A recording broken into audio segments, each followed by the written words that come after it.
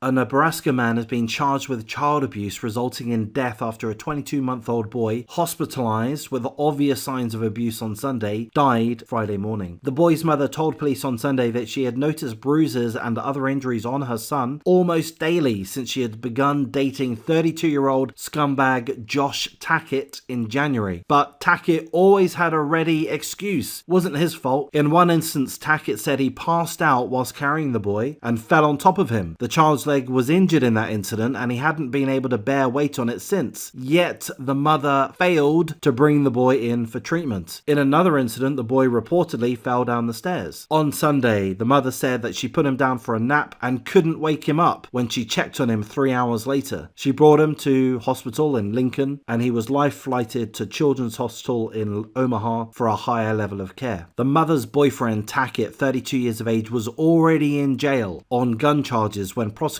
charged him with child abuse. That happened because police began watching his apartment after speaking with the child's mother on Sunday, and officers saw Tackett's mother leave the apartment with a pair of shoes and a green rifle case. Officers stopped the mother, Karen Vesteca, 58 years of age, and she told them that she'd heard the baby had multiple injuries. Investigators believe that the boyfriend's mother was trying to shield her son from weapons charges since he is a convicted felon and not allowed to possess them. The boyfriend's mother was charged with tampering with physical evidence. The boyfriend was charged with 2 counts of possession of a firearm by a prohibited person, a rifle and a shotgun. Tackett is also a suspect in the child abuse case. He's on a bond of $500,000 for the gun charges alone. He has not yet been arraigned on the child abuse charge, but remains behind bars. 3 other children who lived at the apartment are now in the state's custody. Gonna give a quick commentary. This is an absolute tragedy. Full condolences to all of the extended family. A 22-month-old boy has been killed due to child abuse. By the look of it, allegedly at the hands of the mother's boyfriend, who is a convicted felon. So I've got a short message to the mother, and that is, you let your son down. You let your other children down. Those other children that lived in the apartment, I presume they're yours. Perhaps they're not. You exposed them to a dangerous, evil scumbag. The boyfriend's mother was aware that the boy suffered multiple injuries. For how long had this abuse been going on? Why didn't you stop it? Why didn't you report them to the police? Why didn't you get a restraining order? Why didn't you take your children and disappear? We shouldn't victim blame. Perhaps we shouldn't victim blame, but I've got to say that the mother absolutely let the 22-month-old boy down. She failed to protect him. Now, having said that, we've seen in recent weeks a number of cases where a woman, a mother, has effectively enacted a restraining order against a partner, and despite said restraining orders, violent occurrences have still happened, including multiple murders. So restraining orders aren't able to guarantee safety, but I would have to presume, as somebody coming from an ignorant layman's position, I would have to presume and certainly hope that a restraining order will go a long way in protecting a person, a mother, and their children. But that's all I have to say. I mean, most importantly, full condolences to the extended family. Let's hope that the investigation continues. If the boyfriend is found to be guilty, I would imagine that he will be. That's my guess, of course. But if that is the case, he needs to be locked up for life. The key needs to be thrown away, and the other inmates need to take it upon themselves to find the opportunity to have regular little chats with this Nebraska man.